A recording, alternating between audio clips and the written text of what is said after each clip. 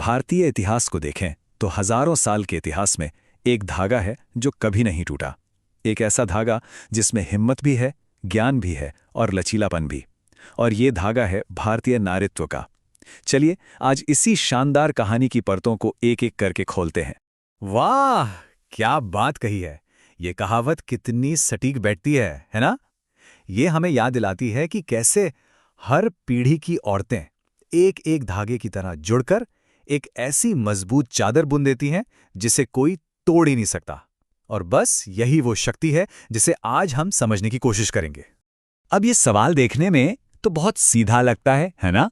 लेकिन इसका जवाब उतना ही गहरा है। दरअसल इसका जवाब हमें एक ऐसे कमाल के सफर पे ले जाता है जहां हम देखेंगे कि कैसे हर दौर में समाज ने औरतों के लिए कुछ परिभाषाएं गढ़ी और कैसे हर दौर में औरतों ने उन परिभाषाओं को तोड़ा और चुनौती दी।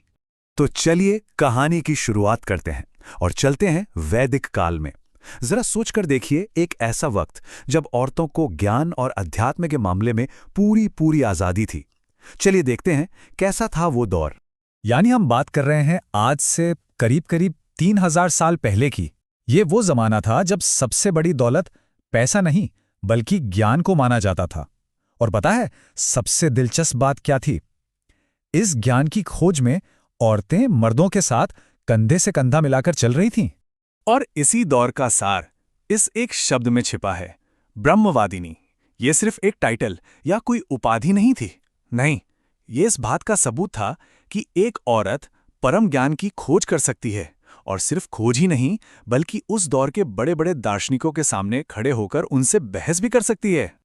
और अगर ब्रह्मवादिनी का सबसे बड़ा उदाहरण देखना हो तो वो हैं गार्गी।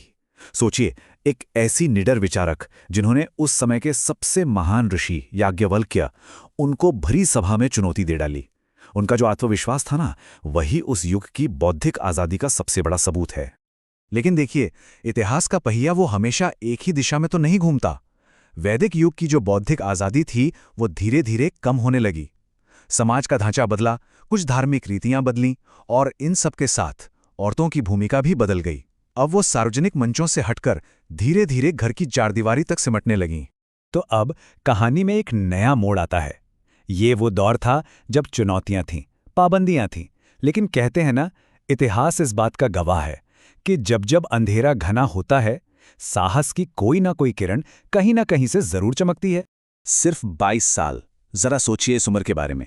ये वो उम्र थी जब झांसी की रानी लक्ष्मीबाई ने एक पूरे साम्राज्य की बागडोर अपने हाथों में ली और अपनी सेना को लेकर जंग के मैदान में उतर गईं। मतलब इस उम्र में इतनी हिम्मत, ऐसा नेतृत्व आज भी सोचकर यकीन नहीं होता। देखिए, रानी लक्ष्मीबाई सिर्फ एक रानी या शासक नहीं थीं, वो अपने आप में एक विचार बन गईं, एक प्रतीक। किस चीज का? साहस का, स्वाभिमान का, और हर उस अन्याय के खिलाफ खड़े होने का जो आपको सिर झुकाने पर मजबूर करें। और यही वजह है कि उनकी कहानी आज भी करोड़ों लोगों के दिलों में वो आग जलाए लगती है।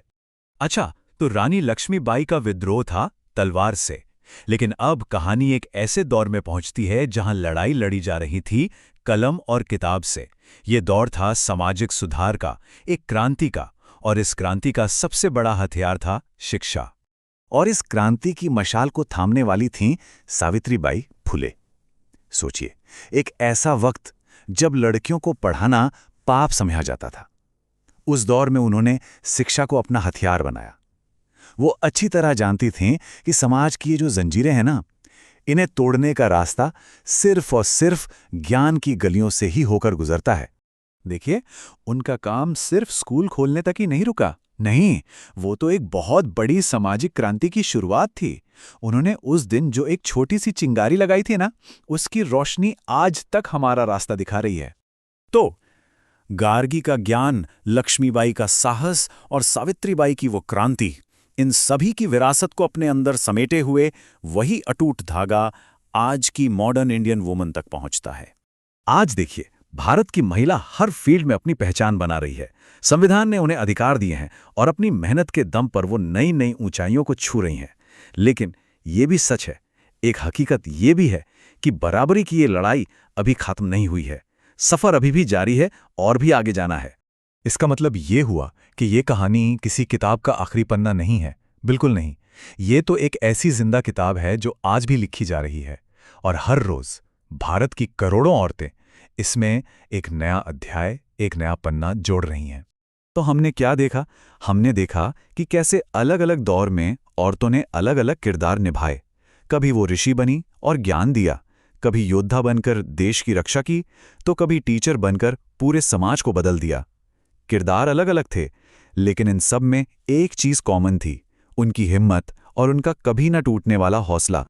तो अब आखिरी और सबसे बड़ा सवाल ये है कि हिम्मत और लचीलेपन की इस मजबूत नींव पर आगे क्या बनाया जाएगा? ये विरासत हमें मिली है, अब यह हम सब पर है कि हम इस पर भविष्य की कैसी इमारत खड़ी करते हैं। इस कहानी का अगला अध्याय आखिर क्या होगा,